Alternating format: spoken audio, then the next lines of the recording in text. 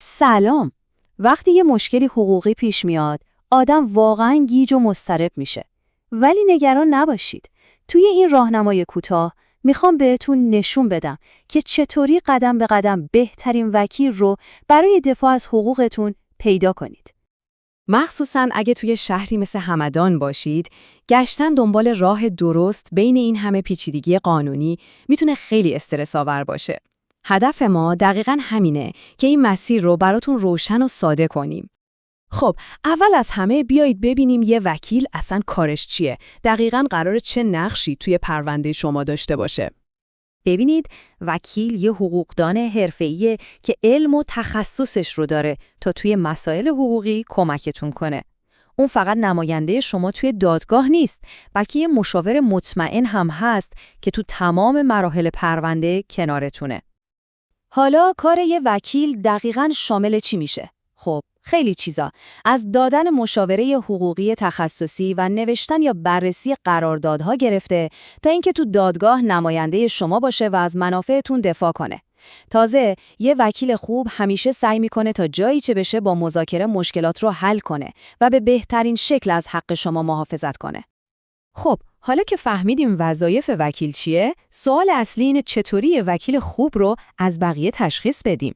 چند تا ویژگی کلیدی هست که حتما باید دنبالشون بگردید. یه وکیل عالی 4 تا ستون اصلی داره. اول از همه دانش بروز. میدونید که قوانین همیشه در حال تغییرن. دوم، تجربه ثابت شده، مخصوصاً تو پرونده هایی که شبیه به مشکل شماست. سوم، ارتباط شفاف. یعنی وکیلی که بتونه مسائل پیچیده رو خیلی ساده و خودمونی براتون توضیح بده. و چهارم، قاطعیت. یعنی کسی که محکم پای حق شما بایسته و با تمام وجود ازتون دفاع کنه. ولی یادتون باشه، این رابطه یه طرفه نیست. موفقیت پرونده شما به یه همکاری 2 طرفه بستگی داره. یه جور شراکت واقعی بین شما و وکیلتون. ببینید، موفقیت شما به یه تعهد 2 طرفه گره خورده.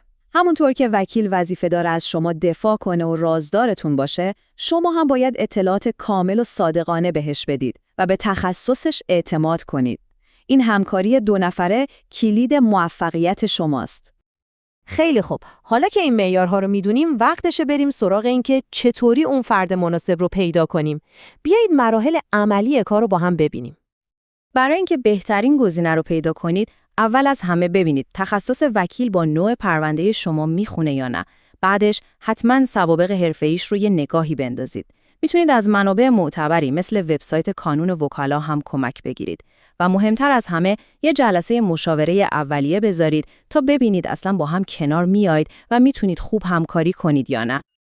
خب، حالا بریم سراغ چند تا سوال پرتکرار و مهم که احتمالاً برای شما هم پیش اومده. اولین و مهمترین سوال معمولاً در مورد هزینه هاست. آیا میتونم در مورد حق الوکاله مذاکره کنم؟ جوابش یک کلمه است. بله. معمولاً هزینه ها قبل از امضای قرارداد مشخص میشه. شما نه تنها میتونید بلکه باید در مورد مبلغ و نحوه پرداخت با وکیلتون صحبت کنید تا به یه توافق کاملاً شفاف و منصفانه برسید. یه سوال مهم دیگه. آیا واقعاً برای هر مشکل قانونی باید وکیل گرفت؟ راستش نه همیشه. توی خیلی از موارد ساده شاید خودتونم بتونید از پسش بر بیایید. اما یادتون نره وقتی پرونده پیچیده و حساس میشه، بودن یه وکیل کاربلد میتونه فرق بین بردن و باختن باشه و شانس موفقیتتون رو واقعاً بالا ببره. پس این نکته کلیدی رو همیشه تو ذهنتون داشته باشید. انتخاب هوشمندانه یه وکیل اولین و مهمترین قدم برای دفاع از حقوقتونه. خب، حالا شما ابزارهای لازم برای انتخاب آگاهانه رو دارید. امیدوارم با این راهنمایی‌ها بتونین قدم بعدی رو با اطمینان کامل بردارید و از حقتون به بهترین شکل ممکن دفاع کنید.